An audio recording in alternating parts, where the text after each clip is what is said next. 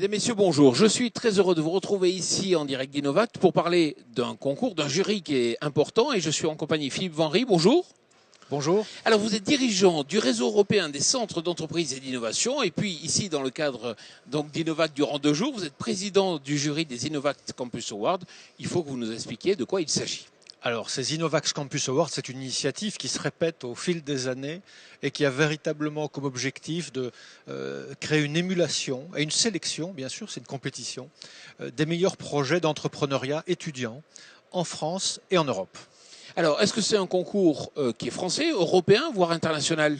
Alors, bien sûr, nous sommes en France. La participation des grands établissements d'enseignement supérieur français est très importante. On peut en citer quelques-uns parmi des établissements illustres et très, très réputés sur le territoire français.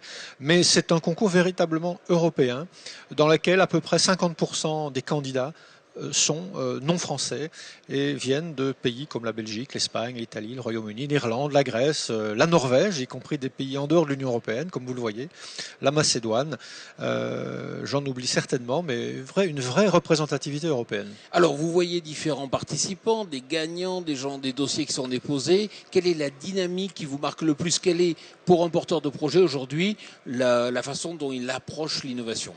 Alors, évidemment, dans ces projets, on trouve des contenus technologiques, voire scientifiques, complexes, qui d'ailleurs, pour les membres du jury, demandent un véritable effort d'analyse, de compréhension.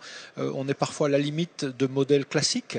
Donc, c'est aussi ça l'innovation et ce qui les caractérise, mais surtout, ce qui me paraît tout à fait encourageant, enthousiasmant pour cette Europe de l'entrepreneuriat qui frémit, c'est la dynamique et la trajectoire personnelle des personnalités qui portent ces projets, qui parfois sont des projets qui n'ont pas vocation à recevoir le prix Nobel de physique fondamentale, mais qui véritablement sont des microcosmes, des exemples de trajectoires d'entrepreneurs innovants, déterminés, qui parient à la fois sur des technos, des modèles économiques et surtout des vocations et des convictions sans faille. Alors vous avez une vision européenne, puisque je l'ai dit, vous résidez à Bruxelles et puis vous travaillez pour un réseau européen. Est-ce qu'aujourd'hui cette volonté d'entreprendre est toujours bien réelle et en développement peut-être? Écoutez, oui, paradoxalement, comme l'ont dit beaucoup d'observateurs de l'économie actuelle et de la récession que nous vivons, c'est dans ces circonstances-là, c'est pas cynique ce que je dis, que les opportunités les plus intéressantes émergent et que les personnalités les plus percutantes émergent.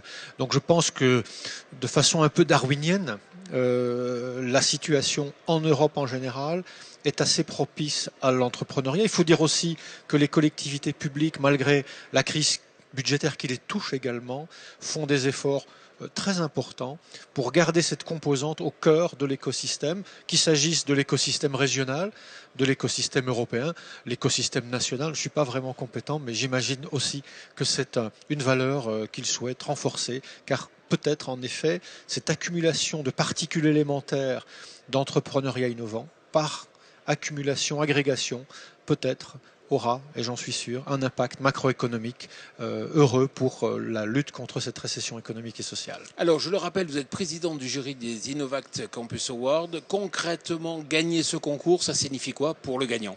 Alors écoutez, concrètement, soyons modestes, nous ne sommes pas au Festival de Cannes. Le prize money est un prize money modeste, symbolique, mais un franc c'est un franc, comme on dit chez moi en Belgique. Mais surtout, je crois que ce qui est très intéressant, c'est l'expérience pour ces porteurs de projets, ces jeunes entrepreneurs, de se mettre en condition dans un mode concurrentiel, dans un mode compétitif, dans un mode benchmarking, pour pouvoir se comparer, casser leurs certitudes, développer, renforcer leurs réponses à leurs incertitudes, mais être dans un mode compétitif, concurrentiel. Je crois que c'est un très bel exercice. Et puis deux, même si vu d'ici, Innovact peut paraître être un événement de taille modeste, eh bien en Europe, il n'y a pas beaucoup d'événements comme celui-ci qui font la part belle aux jeunes entrepreneurs innovants et en effet au travers des effets d'écho que peuvent avoir un événement comme Innovact, c'est important pour eux, c'est valorisable, ça donne confiance et ça donne confiance aussi aux partenaires de l'écosystème qui vont s'intéresser à eux au sortir d'Innovact. Donc Innovact a un vrai rayonnement européen. Philippe Vanry, je vous en remercie. Merci. Merci.